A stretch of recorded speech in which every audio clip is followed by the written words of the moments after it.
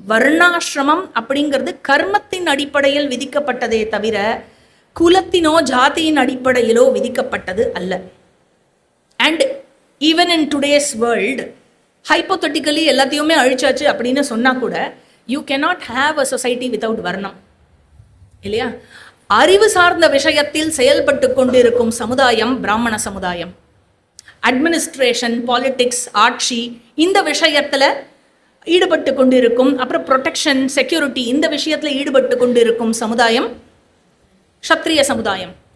வணிகம், பொருளாதாரம் இந்த விஷயத்தில் ஈடுபட்டு கொண்டிருக்கும் சமுதாயம் வைஷ்ய சமுதாயம்.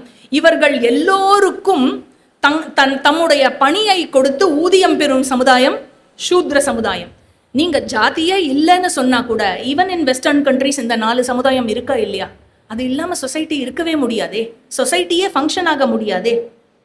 அதனால இன்ஃபேக்ட் தெர் இஸ், நம்ம இந்த இடத்துல என்ன படிக்கிறோம், என்ன விஷன்ல நம்ம கேரி பண்றோம் அப்படின்னு சொன்னாக்க, இந்த 5 ஸ்கூல்ல படிக்கிற ஸ்டூடெண்ட்ஸும் இருக்கேள். இந்த 5 ஸ்கூல்ல சாஸ்திரம் படிக்காம நேரா மகாபாரதம் மட்டும் கேட்டுட்டு இருக்கிறவாளும் இருக்கேள். நீங்க ஒன்னு சொல்லுங்கோளே, இந்த 5 டீச்சர்ஸ் நாங்க இருக்கோம் இல்லையா, ரங்காஜி, வாசுஜி, லாவண்யாஜி, வனிதாஜினா, எங்க 5 பேருக்கிட்ட வந்தவா நீங்க எல்லாரும் உங்க யாருக்கிட்டயான்னு நாங்க ஜாதி என்னன்னு கேட்டிருக்கோமா? படிக்க வந்திருக்கேளே, சாஸ்திரம் படிக்கணும்னு வந்திருக்கேளே, கீதை படிக்கிறேளே, உபநிஷத் படிக்கிறேளே, உங்க ஜாதி என்னன்னு கேட்டிருக்கோம் இல்லையே, இல்லையா? யார்கிட்டயான்னு ஃபீஸ் வாங்கியிருக்கோமா? இல்லையே. அதனால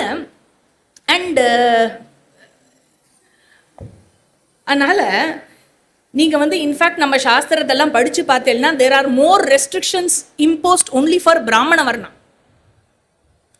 ஏன்னா if you are getting to the mode of abolishing சாஸ்திரம்னு வச்சுக்கோங்களேன், அதாவது பிராமணர்களுக்கு ஒரு ஒரு ஒரு மிஸ்கன்செப்ஷன் இருக்கு. இந்த சாஸ்திரங்களை எல்லாம் அழித்தால், ஒரு பக்கம் பிராமின் ஹேட்ரட் இருக்கு, இந்த சாஸ்திரங்களை எல்லாம் அழித்தால் பிராமணர்களுக்கு பாடம் புகட்டுவோம் அப்படிங்கிற மாதிரி ஒரு ஐடியா இருக்குல்ல. ஆக்சுவலி நீங்க பிராமணர்களுக்கு இன்னும் ரிலாக்ஸ் தான் பண்றேன் நிறைய விஷயத்தை. ஏன்னா சாஸ்திரங்கள்ல பிராமணர்களுக்கு தான் ப்ரொஹிபிஷன்ஸ் ஜாஸ்தி. என்னென்ன ப்ரொஹிபிஷன் இருக்கு? நீங்க எந்த ஸ்மிருதியை வேணா எடுத்துக்கோங்க. மனு Smriti is not the only Smriti. Some other Smritis R Atreya Smriti, போதராயண Smriti, Yajnavalkya Smriti, இந்த மாதிரி நிறைய இருக்கு. In fact Bhagavad Gita is also rewarded as Smriti. இந்த மாதிரி ஸ்மிருதிகள் நிறைய இருக்கு. அதெல்லாம் எடுத்துட்டேன்னாக்க மொத்தமாக நம்ம சாஸ்திரத்தை எடுத்துக்கொண்டால் பிராமணர்களுக்கு என்னென்ன ப்ரொஹிபிஷன் இருக்குன்னா, எந்த ட்ரேடும் ப்ராஃபிட்டுக்காக பண்ணக்கூடாது. ஓகே.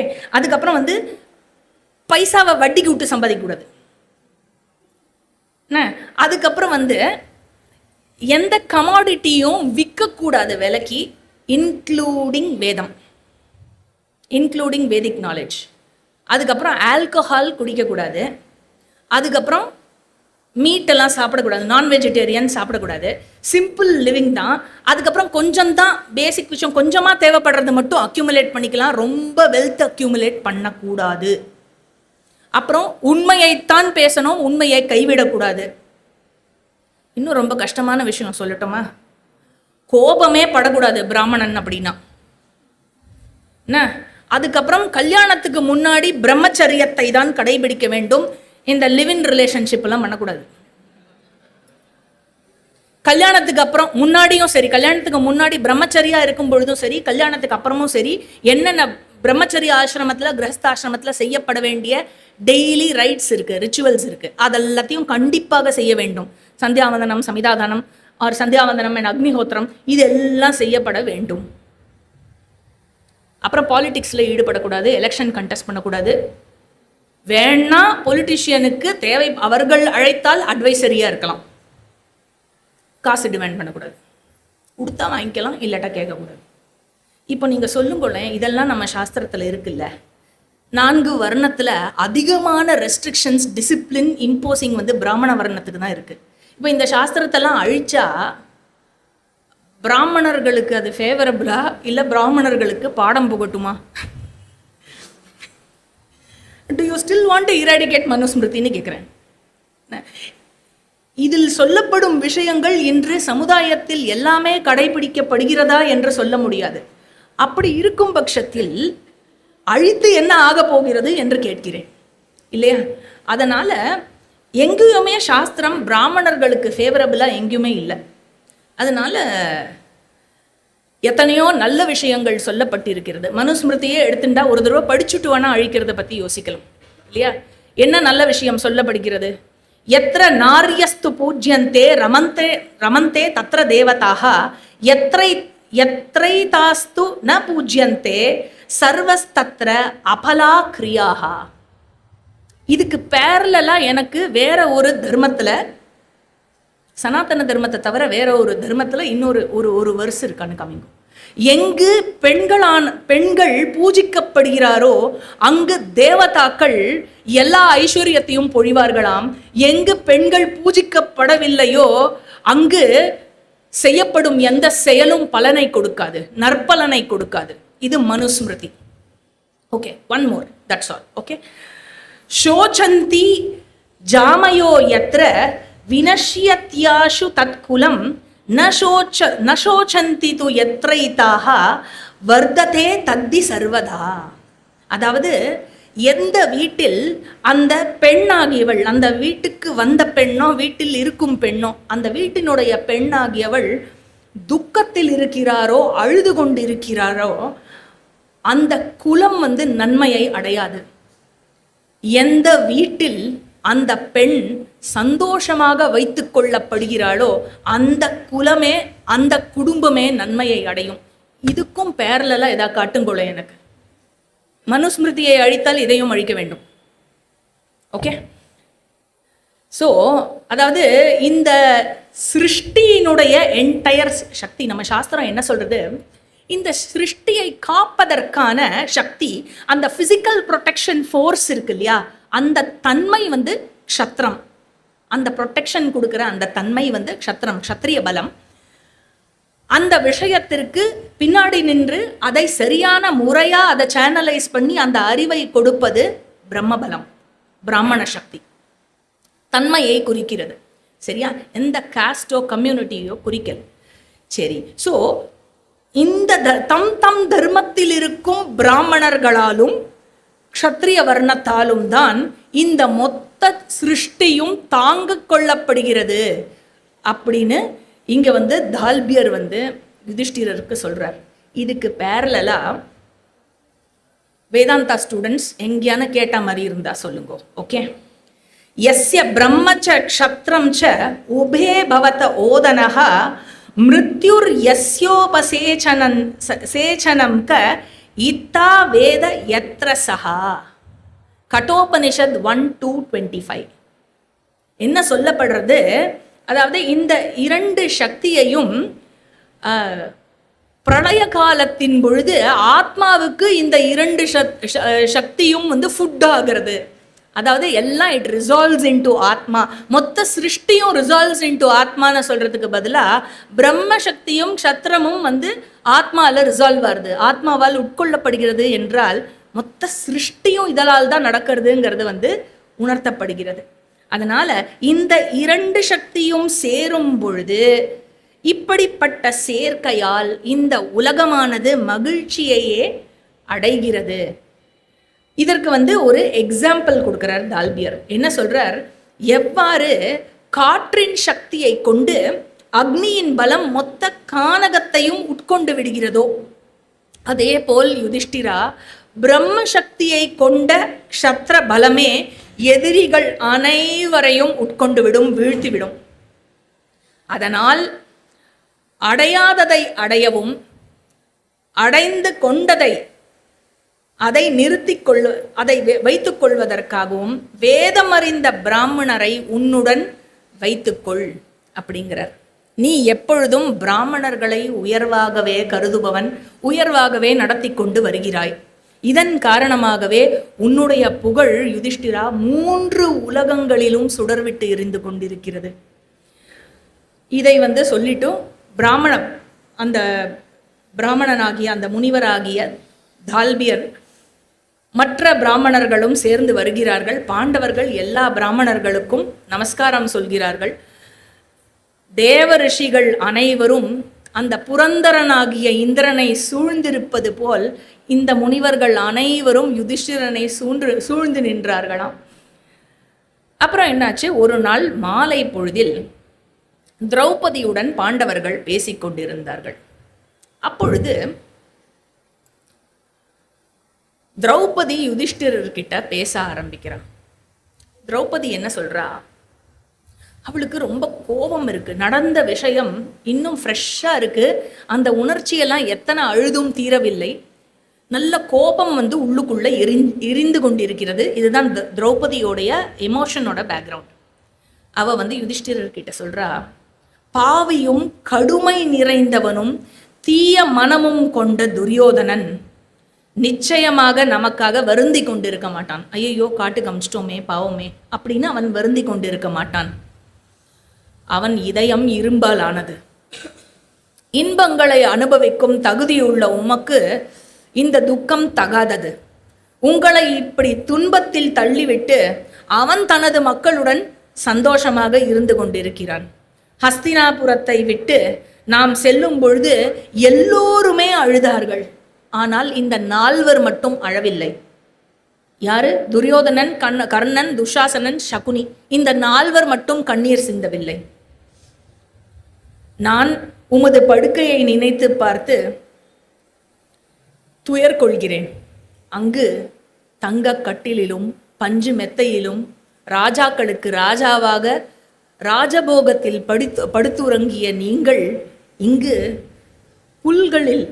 புற்களாலான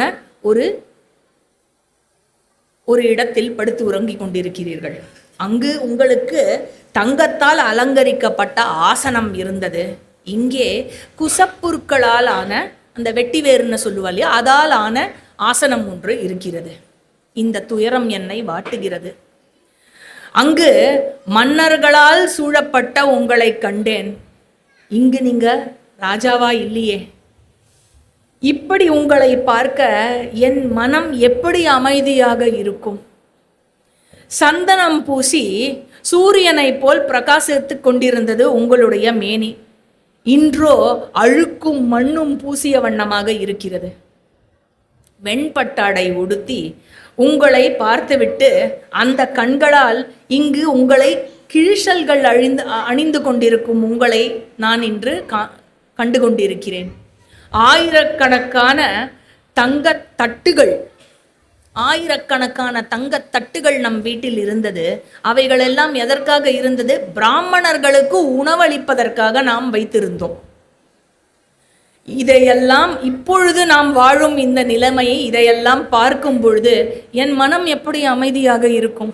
எப்படி இருந்தோம் இல்லையா?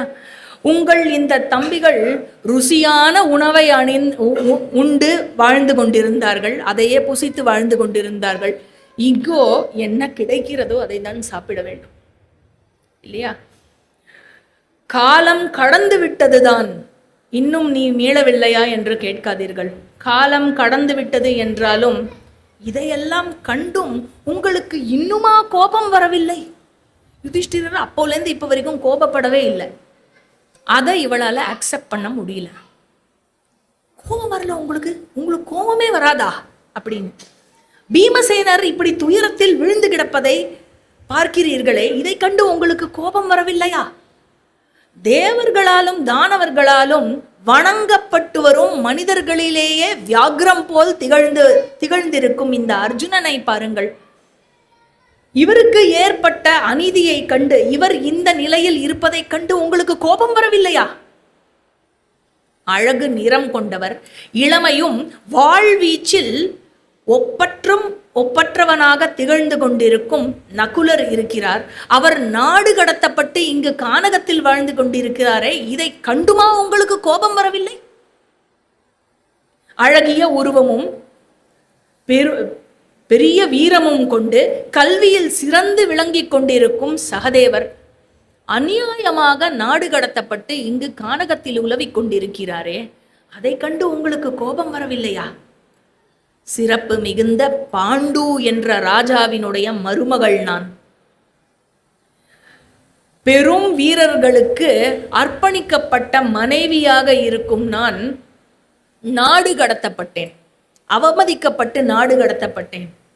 இந்த நிலையிலும் நீங்கள் ஏன் எதிரியை மன்னித்துக் கொண்டிருக்கிறீர்கள்? உங்களுக்கு ஏன் கோபம் வரவில்லை? எதிரிகளை இவ்வாறு மன்னிக்கும் குணத்தை நீங்கள் கைவிட வேண்டும். சந்தேகமற உங்கள் சக்தியை கொண்டு நீங்கள் அவர்கள் அனைவரையும் கொன்றுவிட முடியும். நிச்சயமாக தண்டனை கொடுக்க வேண்டிய நேரத்தில் தண்டிக்க வேண்டும், மன்னிக்க வேண்டிய நேரத்தில் மன்னிக்க வேண்டும், மாற்றி செய்துவிடக்கூடாது. இது குறித்து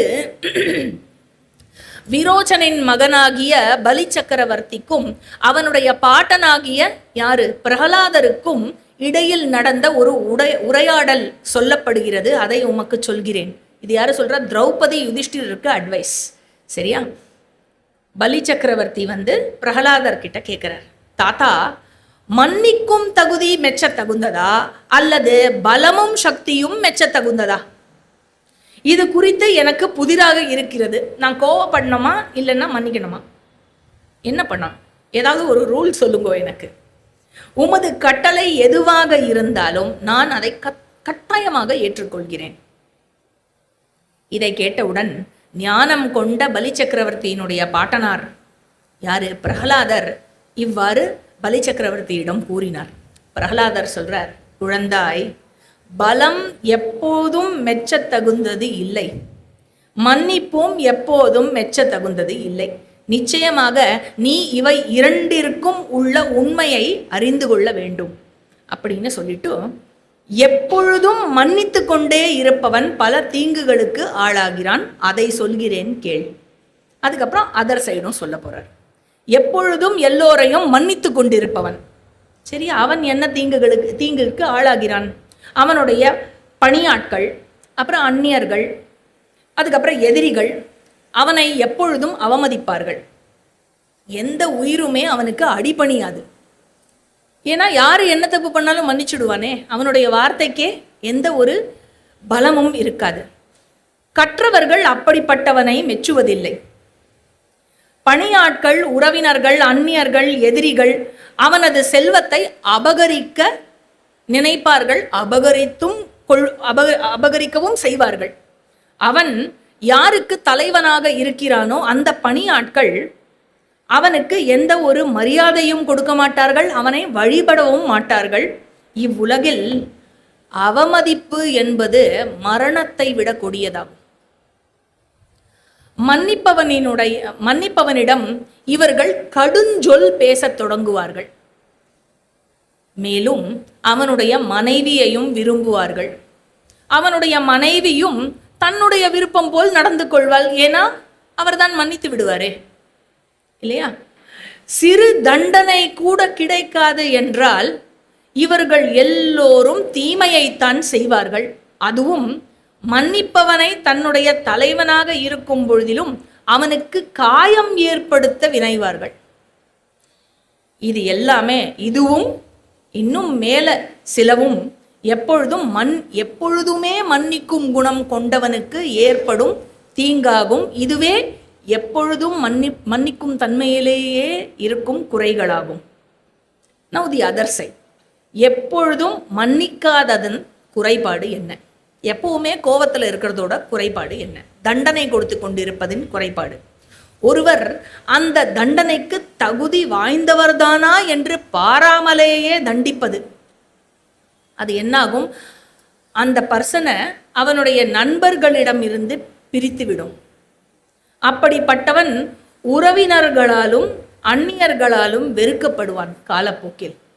மற்றவர்களை அவமதிப்பதால், தொடர்ந்து அவர்களை அவமதித்து கொண்டிருப்பதால் அவன் செல்வத்தை இழப்பான். சோகம், வெறுப்பு, குழப்பம், அப்புறம் எதிரிகள் ஆகியவற்றையும் அவன் சம்பாதித்துக் கொள்கிறான். எல்லோருமே எதிரியாகத்தான் இருப்பார்கள் அவனுக்கு. வீட்டில் இருக்கும் ஒரு பாம்பு போலதான் வீட்டில் உள்ள குடும்பத்தினர்கள் அவனை பார்ப்பார்கள். எந்நேரம் சீருமோ கொத்துமோ அப்படின்னு, இல்லையா? ஸோ உலகத்திற்கே அச்சுறுத்தலாக இருப்பவன் எப்படி செழிப்பை அடைய முடியும்? தேர்ஃபோர் ஒருவன் பலத்தையும் மன்னிக்கும் தன்மையையும் சரியான சமயத்தில் பயன்படுத்த வேண்டும்.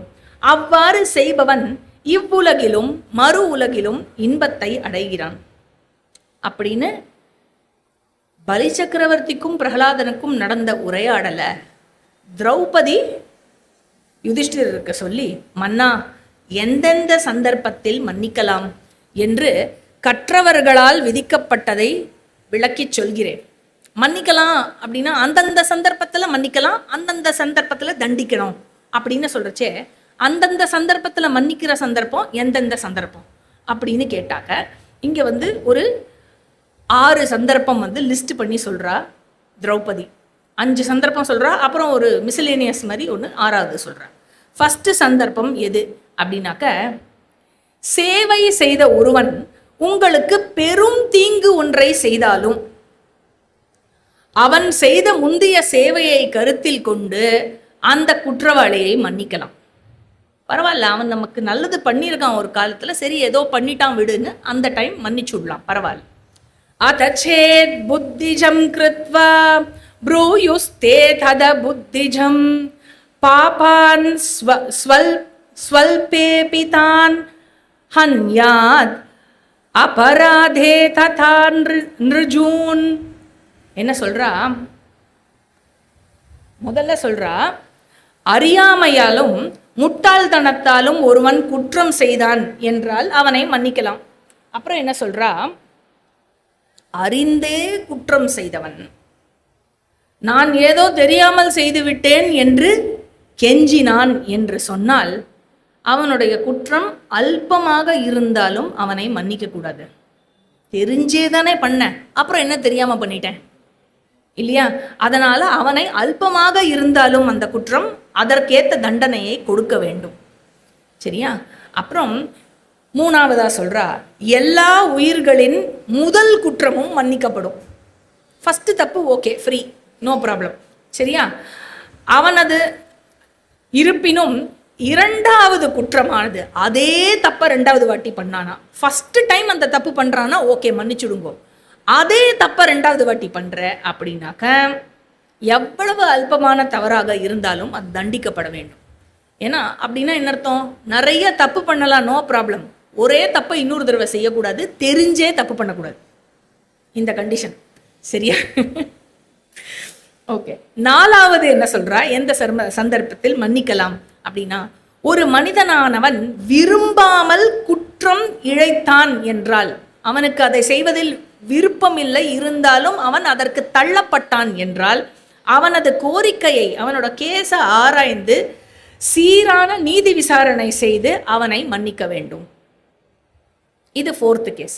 5th கேஸ், ஒருவர் இடம், காலம் ஆகியவற்றையும் தமது பலம், பலவீனம் ஆகியவற்றையும் கருத்தில் கொண்டு செயல்பட வேண்டும். இவைகளை கருத்தில் கொள்ளாமல் செயல்படும் பொழுது எதுவுமே வெற்றியை கொடுக்காது. அதுக்கப்புறம் 6வது சொல்றா, சில நேரங்களில் மக்களுக்கு அஞ்சி குற்றவாளிகளை மன்னிக்க வேண்டியது இருக்கும். அதனால் அந்த இடத்தில் குற்றவாளியை மன்னிக்க வேண்டும். இது ஒரு ஸ்பெஷல் கேஸ், ரொம்ப ரொம்ப அந்த சிச்சுவேஷனல், அந்த கண்டிஷனல் ஒரு கேஸ். இவைகளே மன்னிக்கும் நேரங்கள் மன்னா. இதை தவிர மற்ற நேரங்களில் மீறுபவர்களை, தர்மத்தை டிரான்ஸ்கிரஸ் பண்றவாள் தண்டிக்க வேண்டும் என்றே சொல்லப்பட்டிருக்கிறது. ஸோ இன் எசன்ஸ் மார்க்கண்டேயர் சொல்லிட்டு போனார், அப்புறம் தால்பியர் அட்வைஸ் கொடுத்துட்டு போனார், இது திரௌபதியோட அட்வைஸ். சரியா? ஸோ சம்மரி என்ன அப்படின்னா அதுவும் அவளே பண்ணிடுறா. இது வரைக்கும் நான் எடுத்த கிளாஸோட சம்மரி என்ன அப்படின்னாக்க நம்மளும் இந்த சம்மரியோட முடிச்சிடுவோம். சரியா? மன்னா, பலத்தை பிரயோகிக்கும் நேரம் வந்துவிட்டதாகவே நான் கருதுகிறேன். பேராசை கொண்ட அந்த திருதராஷ்டிர மகன்கள், அவர்களை மன்னிக்கும் நேரம் கிடையாது இது. சரியா? அதனால நீங்க கோவப்படாம இருந்து அவன் மன்னிப்பெல்லாம் கையாளாதீங்க. எளிமையாகவும் மன்னிக்கும் தன்மை கொண்டவராக இருக்கும் மனிதர்கள், உங்களை மாதிரி மனிதர்களை அவமதித்திருக்கிறான் இல்லையா? கடுமையாக நீங்கள் இங்கு கஷ்டப்பட்டு கொண்டிருக்கிறீர்கள், ஆனால் கடுமையாக இருப்பவர்களோ அவர்கள் அடுத்தவர்களை துன்புறுத்தி கொண்டு மகிழ்ச்சியாக வாழ்ந்து கொண்டிருக்கிறார்கள். தகுந்த நேரத்தில் எங்கு மன்னிக்க வேண்டும், எங்கு தண்டிக்க வேண்டும் என்பதற்கு தஞ்சம் கொடுப்பவனே மன்னனாவான். அதனால் நீங்கள் தயவு செய்து சிந்தித்து செயல்பட வேண்டும் என்று ஒரு கோரிக்கையை விடுக்கிறேன். அப்படின்னு நீங்கள் கோவப்படணும் அப்படின்னு உங்களை ரிக்வெஸ்ட் பண்ணி கேட்டுக்கிறேன். ப்ளீஸ் இப்போ கோவப்படுங்களேன் அப்படிங்க. இதுக்கு வந்து யுதிஷ்டிரர் வந்து ஏன் கோபப்படக்கூடாது அப்படிங்கிற விஷயத்த சொல்ல போறார். அதுக்கப்புறம் யுதிஷ்டிரர் சொன்னதை கேட்டு திரௌபதிக்கு இன்னும் கோபம் ஜாஸ்தி ஆயிடுது. அந்த கோபத்துல இருக்கிறவாழ கோவப்படாத நான் கோவப்படல, வருத்தத்துலதான் இருக்கேன், கோபப்படல அப்படிங்கிற மாதிரி அவ வந்து என்ன ஆயிடுறது, அவளுடைய கோபமானது அது வந்து கொஞ்சம் கொஞ்சமாக ஃப்ரஸ்ட்ரேஷன் ஆகி அது வந்து ஒரு ஃபேட்டலிஸ்டிக் அப்ரோச், தர்மத்துக்கு மேலே தர்மத்துக்கு அகென்ஸ்டாக எண்ணங்கள் வருது. அப்புறம் ஒரு ஃபேட்டலிஸ்டிக் அப்ரோச்சுக்கு போயிடுறா. பகவான் தான் இதுக்கெல்லாம் காரணம், பகவான் தான் வந்து சரியில்லை அப்படின்னு பகவானை பழிக்க திட்ட ஆரம்பிக்கிறா. அதுக்கப்புறம் யுதிஷ்டிரர் திரும்பி பகவான் அப்படி திட்டக்கூடாது, நீ இப்படி நினைக்கிறது வந்து ரொம்ப தவறு அப்படின்னு அவருக்கு எடுத்து சொல்லி, ஆக இந்த விஷயங்கள் எல்லாம் வந்து நிறைய நம்மளுடைய வாழ்க்கையோட நம்மளால ரிலேட் பண்ணிக்க முடியும். கோபப்படுவதனால் என்னென்ன குறைகள் இருக்கிறது, ஏன் கோபப்படக்கூடாது. ஓகே, கோபப்படாமல் அடுத்த கிளாஸ்க்கு வாங்கோ, நம்ம அதை பார்ப்போம்.